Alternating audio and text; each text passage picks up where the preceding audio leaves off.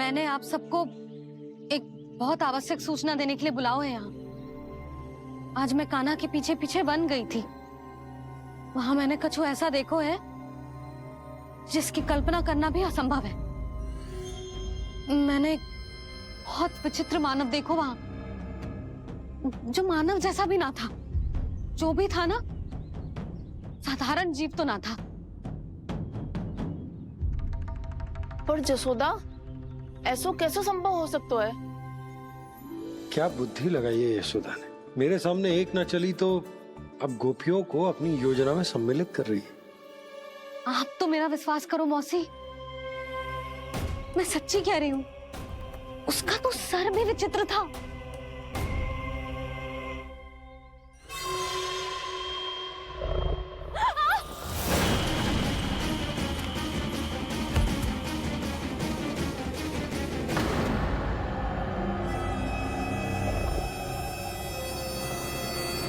मैं असुर ना हूं रानी भाभी, मैं तो बंसी हूँ। बंसी, तू यहाँ क्या कर रहा है? रानी भाभी, कान्हा ने ये पोटली और मटकी देके भेजो है ताकि आपको पता चल जाए कि उन लोगों ने भोजन कर लिया है और वो सब सुरक्षित भी है। तू उन्हें अकेला छोड़ के यहाँ आ गए है और ये भी कह रहे हो कि वो सुरक्षित है। इतनी भी क्या शीघ्रता है वत्सासुर? ये जाल है, इसका छल है, पर मैं इसके बहकावे में नहीं आऊंगा।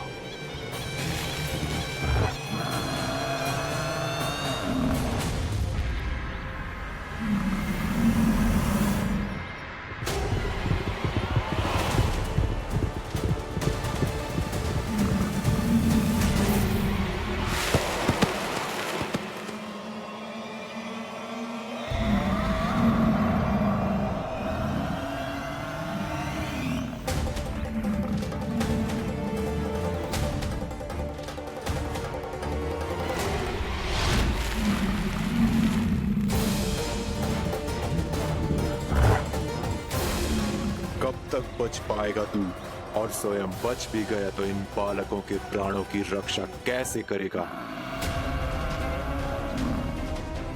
यदि तू अपनी हार स्वीकार नहीं करेगा तो इन सबको अपने पांव के नीचे कुचल दूंगा मैं।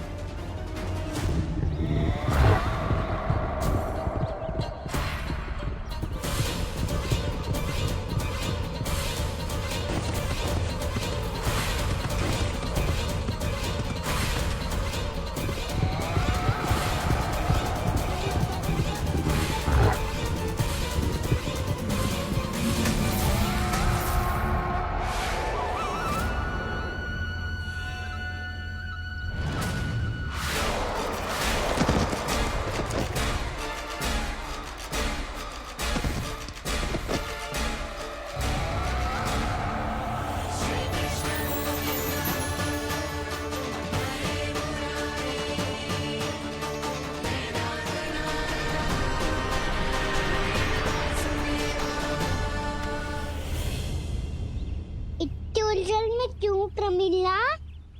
रामलीला, पर मैं तो वत्सासुर हूँ। अब हो, पर वत्स से पहले तो प्रमिला थे। माँ भली असुर। तो फिर मैं वत्सासुर कैसे बना प्रभु?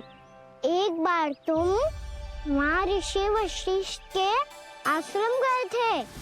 यक्षों, गंधर्वों और देवताओं तक को पराजित करके जिसने अपने अधीन कर लिया, वो मुरुपुत्र प्रमिलासुर आपके द्वार पर खड़ा है। महर्षि वशिष्ठ स्वागत नहीं करेंगे। द्वार पर खड़ा व्यक्ति देवता या असुर नहीं होता है प्रमिला, वो तो बस एक अतिथि होता है और अतिथियों का स्वागत करना हमारी परंपरा है। आओ। पर वो नहीं जानते थे। अभिमान तुम्हारे विवेक को निकल चुका था। आपने हमारा स्वागत तो कर लिया महर्षि, परंतु यहाँ तो हमारे बैठने के लिए उचित स्थान तक नहीं है। हे माता नंदिनी, असुर राज के लिए आसन की व्यवस्था कीजिए।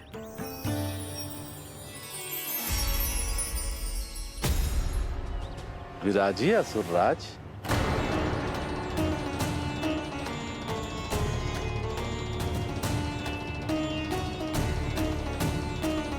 अब जब आपने मुझे बैठने के लिए कहा ही है तो भोजन की व्यवस्था तो होनी ही चाहिए। अतिथि तो ईश्वर स्वरूप होते हैं प्रमिला, और उनकी इच्छा पूरी करना हमारा कर्तव्य है। हे माता नंदिनी, मेरी विनती स्वीकार करें।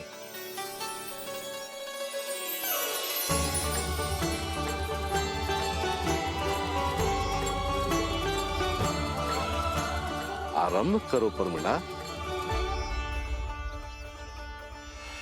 ये तो बहुत ही चमत्कारी गाय है, किसी भी मूल्य पर इसे प्राप्त करना ही होगा मुझे।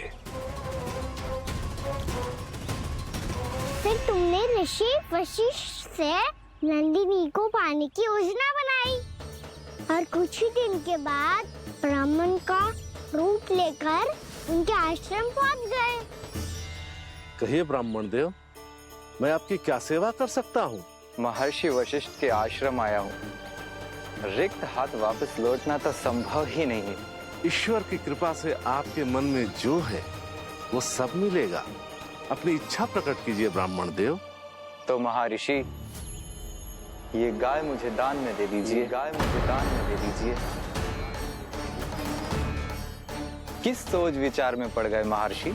क्या आप ब्राह्मण की इच्छा पूरी किए बिना ही उसे आश्रम से लौटा देंगे? किंतु इस ढोंगी के कुचक्र में मत फंसिए महर्षि। ये ब्राह्मण नहीं, असुर प्रमीला है, जो छल में मुझे आपसे छीनने आया है। छल? मेरे साथ छल करता है दुष्ट?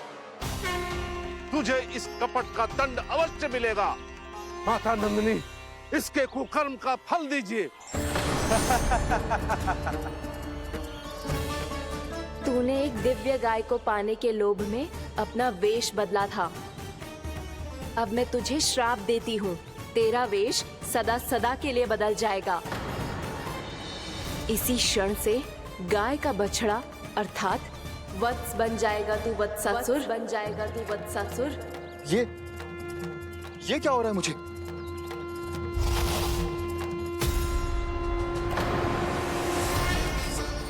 मेरा स्वरूप? हाँ। मुझे क्षमा करें मां नंदिनी, अपना श्राप वापस ले लीजिए। महर्षि, मेरी रक्षा करें। मां नंदिनी, मुझे क्षमा कर दीजिए। भूल हो जाने के बाद उसे सुधारने का एक अवसर तो सभी को मिलना चाहिए माँ। इसे क्षमा कर दीजिए माँ, इसे अपनी भूल का पश्चाताप है। आपसे अधिक और कौन जानता है महर्षि, दिया हुआ श्राप वापस नहीं लिया जा सकता। पर मैं तुम्हें वरदान देती हूँ, तुम्हें वत्सासुर के रूप में केवल द्वापर युग तक रहना होगा। उसके बाद स्वयं प्रभु श्री विष्णु के अवतार तुम्हें मुक्ति प्रदान करेंगे।